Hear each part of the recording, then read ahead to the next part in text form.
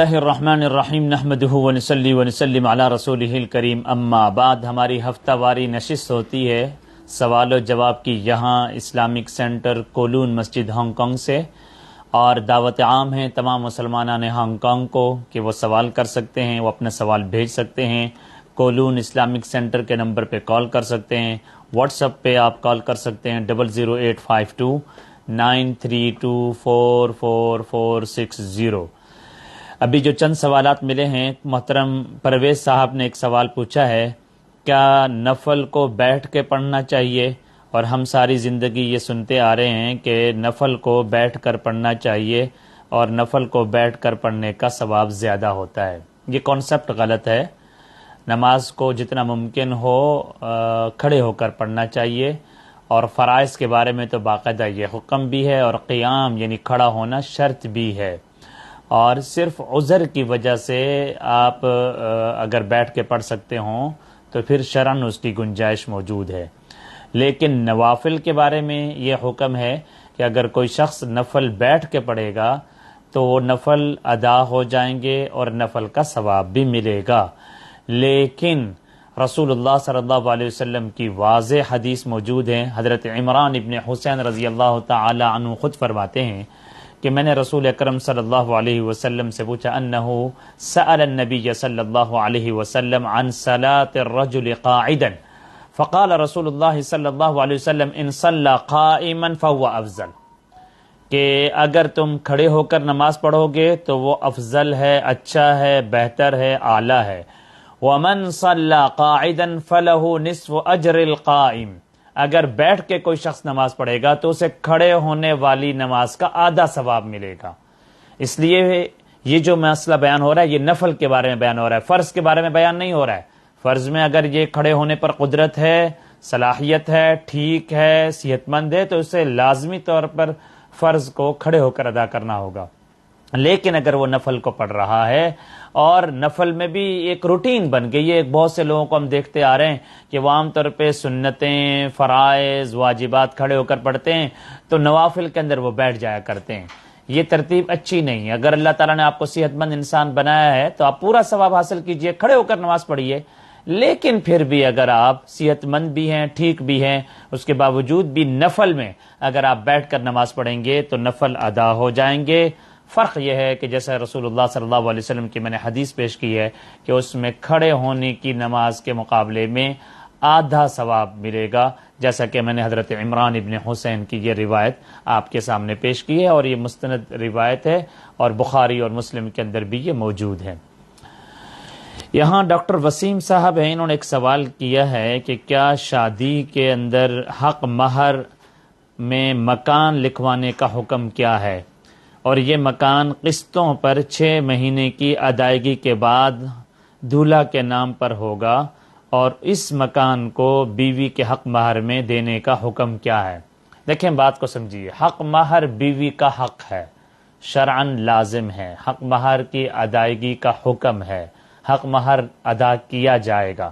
اب یہاں مسئلے کو سمجھیے، ایک حق مہر وہ ہوتا ہے جس کو نقد ادا کیا جاتا ہے، فوراً ادا کیا جاتا ہے، اور شوہر اپنی بیوی کو پہلی ہی رات میں ادا کر دیتا ہے یا مجلس نکاح میں دے دیتا ہے۔ اس کو مہر معجل کہتے ہیں، یعنی فوراً ادائیگی۔ اور ایک دوسری قسم ہے وہ مہر غیر معجل ہوتا ہے، یعنی فوراً ادائیگی نہیں، کچھ عرصے کے بعد۔ تو اب اگر میاں بیوی کا اور ان کے آپس کا اتفاق ہو جاتا ہے کہ وہ مہر کچھ عرصے کے بعد وصول کرے گی یا کچھ عرصے کے بعد ادا کیا جائے گا، تو یہ شرعاً جائز ہے۔ اور مہر کے بارے میں شرعی اور فقہی عبارات موجود ہیں، جس کے اندر باقاعدہ طور پر ان عبارتوں میں یہ کہا گیا ہے کہ اگر مہر متعین ہو، اس کی طرف اشارہ کر دیا گیا ہو، اما ان یکون معینا مشارا الیہ، ایک قسم یہ ہے کہ وہ مہر جو ہے معین بھی ہو اور اس کی طرف اشارہ بھی کیا ہو، وَإِمَّا أَن يَكُونَ غَيْرَ مُعَيِّنٍ مُشَارًا إِلَيْهِ، یا تو وہ ایسا ہے جو معین نہیں ہے، متعین نہیں ہے، لیکن اس کی طرف اشارہ کر دیا گیا، پھر کہتے ہیں فَإِن كَانَ مُعَيِّنًا مُشَارًا إِلَيْهِ صحت تسمیتُهُ، اس کا متعین کرنا ٹھیک ہو جائے گا۔ ایسی صورت کے اندر اب اگر کوئی شخص مکان کا تذکرہ کرتا ہے کہ میں نقد نہیں دوں گا بلکہ میں مکان دوں گا، اور اس مکان کی جو قسطیں ہیں جو انہوں نے بیان کی کہ وہ 6 مہینے تک ادائیگی ہوتی رہے گی، وہ اس کو بیان کر دے، متعین کر دے کہ جی 6 مہینے بعد یہ مکان آپ کے نام پہ ہو جائے گا، تو اس طرح کا مہر مقرر کرنا شرعاً جائز ہے، اور اسے مہر غیر معجل کہتے ہیں، چاہے مکان ہو، چاہے رقم ہو، چاہے کوئی بھی چیز جو کہ میاں بیوی کے درمیان متعین ہو جائے تو وہ شرعاً درست ہے، اور اس کا مہر مقرر کرنا درست ہے۔ یہ ایک سوال ہے جو ابھی ہمارے ایڈمن ساتھی کو ملا ہے، انہوں نے یہ لکھا ہے کہ مفتی صاحب میری عمر 29 سال اور میری بیگم کی عمر 21 سے 22 سال تھی، تو ہم نے نکاح کیا اور ماں باپ کو بتائے بنا کیا۔ نکاح صرف گناہوں سے بچنے کے لیے، اور لڑکی کی طرف سے بھی وکیل موجود تھا جو کہ رشتہ دار نہیں تھا ان کا، اور ساتھ میں گواہ بھی موجود تھے، موبائل پر وہ دستیاب تھے، تو کیا ایسے نکاح ہو جاتا ہے؟ یاد رکھیے، نکاح کے لیے جہاں نکاح کرنے والے جانبین ہیں، مثال کے طور پہ دولہا اور دلہن یا دلہن کا وکیل، ان دونوں کا ایک مجلس میں ہونا ضروری ہے، کہ جس طریقے سے ایجاب و قبول کرنے والوں کا ایک مجلس میں ہونا ضروری ہے، اسی طریقے سے ان کے گواہوں کا بھی ایک مجلس میں ہونا ضروری ہے۔ رسول اللہ صلی اللہ علیہ وسلم کی واضح حدیث ہے، لا نکاح الا بشہود، کہ نکاح نہیں ہوگا مگر گواہوں کی موجودگی میں۔ اور ایک اور حدیث میں رسول اللہ صلی اللہ علیہ وسلم فرمایا، کل نکاح لم یحضرہ اربعہ، ہر وہ نکاح جس میں 4 طرح کے افراد موجود نہ ہوں۔ پھر فرفا و صفاح، وہ نکاح خراب ہے، وہ باطل ہے۔ وہ 4 طرح کے افراد کون سے؟ رسول اللہ صلی اللہ علیہ وسلم فرمایا، خاطب و ولی و شاہدان، یعنی جن کے ساتھ مخاطبت کی جا رہی، جن کا نکاح کا پیغام ہو رہا ہے، نکاح کیا جا رہا ہے، یعنی دولہا ہے یا اس کا جو ولی ہے دلہن کی طرف سے، یا دلہن کی طرف سے اس کا وکیل موجود ہے، وہ شاہدان اور 2 گواہ موجود ہیں۔ اگر یہ نہیں ہوگا تو وہ نکاح باطل ہوگا۔ تو رسول اللہ صلی اللہ علیہ وسلم کی اس حدیث کے ذریعے سے بھی، اور جو میں نے پہلی حدیث پیش کی اس کے ذریعے سے بھی واضح طور پہ علم ہوتا ہے کہ جہاں اس نکاح کے اندر دونوں کا موجود ہونا ضروری ہے، ایجاب و قبول والوں کا، اسی طریقے سے ان گواہوں کا موجود ہونا بھی ضروری ہے۔ جہاں تک یہ بات ہے کہ موبائل پر وہ دستیاب تھے، وہ ایک مجلس میں موجود تھے، تو ظاہر ہے ایسا نکاح قابل قبول نہیں ہوگا۔ اس مسئلے میں سمجھیے کہ اب اگر کوئی شخص آن لائن نکاح کرنا چاہے، اسی کے ضمن میں ایک اور مسئلہ بیان کر رہا ہوں، آن لائن نکاح کرنے کا پھر حکم کیا ہوگا؟ آن لائن نکاح کرنے کا طریقہ کار کیا ہوگا؟ وہ یہ ہے کہ اگر ایک مجلس کے اندر دولہا موجود ہے لیکن دلہن موجود نہیں ہے، تو دلہن کی طرف سے دلہن کے جو والد ہیں وہ یا اس کے بھائی یا دلہن کی طرف سے کوئی بھی وکیل مقرر ہو جائے، وہ مسلمان کوئی بھی وکیل ہو، وہ دولہا کی مجلس میں بیٹھ کر یہ کہے کہ میں اپنی موکلہ کی طرف سے، یعنی جس کی طرف سے مجھے وکیل بنایا گیا ہے، میں اس کی طرف سے تمہارے نکاح کو قبول کرتا ہوں، تو اس کے بہاف پر یہ وکیل بن کر اگر نکاح کو دولہا کی طرف سے دی گئی نکاح کے آفر کو قبول کرے گا اس مجلس میں، تو یہ آن لائن نکاح کرنا جائز ہو جائے گا کہ دلہن نے باقاعدہ وکیل بنایا اور وکیل اس مجلس میں موجود تھا۔ اس کے برعکس صورت بھی ہو سکتی ہے، وہ یہ ہے کہ دلہن ایک جگہ پر موجود ہو اور وہ نکاح کے لیے موجود ہو، اور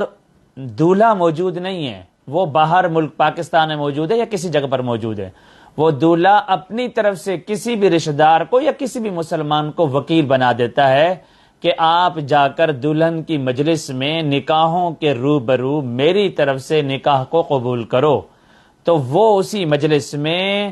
یہ کہے گا کہ میں اپنے موکل جو کہ فلاں فلاں ہیں اس کی طرف سے آپ کے نکاح کو اتنے حق مہر کے ساتھ روبرو گواہوں کے قبول کرتا ہوں، تو یہ شرعاً پروسیس جائز ہو جائے گا اور یہ آن لائن کرنا جائز ہو جائے گا۔ لیکن جو صورت انہوں نے یہاں بیان کی کہ جس کے اندر جو ہے دولہا دلہن تو موجود ہے لیکن گواہ موجود نہیں ہیں، وہ فون پر موجود تھے، تو اس طرح نکاح کا انعقاد نہیں ہوتا۔ انہیں چاہیے کہ یہ متعلقہ جس بھی علاقے میں پاکستان میں یہاں پر اپنے قریبی مفتی صاحب کے پاس چلے جائیں اور وہاں جا کے اپنی پوری صورت بیان کریں۔ ہو سکتا ہے ان کے بیان کرنے کے اندر واضح صورت موجود نہ ہو، تو میں ان کو مشورہ دوں گا کہ وہ اپنے لوکل مفتی صاحب سے رابطہ کر کے اپنے مسئلے کو واضح کریں اور صاف کریں، اور اگر اس میں غلطی ہو تو اللہ تعالیٰ سے معافی مانگے اور پھر نئے سرے سے اپنے نکاح کا انعقاد کریں۔ ایک اور صاحب نے سوال کیا، معزز ایڈمنڈ صاحب، میں پاکستان سے ہوں، میں شادی شدہ ہوں، میرے 2 بچے ہیں، بیٹی 3 سال کی ہے اور بیٹا 3 مہینے کا ہے، دونوں بچے بڑے آپریشن سے ہوئے ہیں،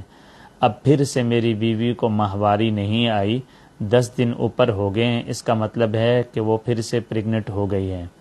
میں پوچھنا چاہتا ہوں کہ کیا ہم اس کو ختم کروا سکتے ہیں، چونکہ میری بیوی کے 2 آپریشن ہو چکے ہیں، اب اگر دوسری بار لگاتار آپریشن ہوتا ہے تو ان کی صحت کو خطرہ ہے، شرعی لحاظ سے کیسا ہے، پلیز رہنمائی فرمائیں، کیا ہم اس بچے کو ختم کروا سکتے ہیں، ابھی 10 دن ہی اوپر ہوئے ہیں۔ دیکھیں، شریعت کے ایک مسئلے کو سمجھیے کہ حدیث کے اندر بھی آتا ہے کہ ماں کے پیٹ میں بچے کی پیدائش کا مرحلہ، تخلیق کی جو ہوتی ہے، اس کی پیدائش جو ہوتی ہے وہ 4 مہینے کے پروسیس سے اپنی مکمل تخلیق کی صورت میں آ جاتا ہے، وہ بچہ ہو یا بچی ہو۔ اب اگر 4 مہینے سے پہلے اگر یہ ریئلائز ہو رہے ہیں یا ان کو ڈاکٹر یہ مشورہ دے رہے ہیں کہ آپ کے پہلے کافی آپریشن ہو چکے ہیں اور ماں کی صحت کو خطرہ ہوگا، اس سے ماں کی زندگی اور جان کو خطرہ ہوگا، تو اس بچے میں عموماً جو روح آ جاتی ہے وہ 4 مہینے کے عرصے میں آ جاتی ہے۔ اس سے پہلے جو کہ انہوں نے یہ صورت ذکر کی کہ صرف 10 دن ابھی اوپر ہوئے ہیں، تو یہ اپنے اس بچے کا ابلیوشن کروا سکتے ہیں، اس کو ضائع کروا سکتے ہیں، اور اس بچے کو ضائع کرانا چاہیں تو کروا سکتے ہیں۔ اس کی شرعاً گنجائش موجود ہے، کیونکہ احادیث سے بھی اور فقہی عبارات سے اندر بھی جو اس کی مدت ذکر کی گئی ہے وہ 4 مہینے کی ہے۔ اللہ تعالی ہم سب کا حامی و ناصر ہو، اور اللہ تعالی ان دینی مسائل پر عمل کرنے کی توفیق عطا فرمائے۔ آپ کا کوئی بھی سوال ہو، آپ اسلامک سینٹر کول المسجد کے نمبر پہ براہ راست کال کر سکتے ہیں، یا واٹس ایپ نمبر جو دیا گیا ہے اس پہ بھی رابطہ کر سکتے ہیں۔ والسلام ورحمۃ اللہ وبرکاتہ۔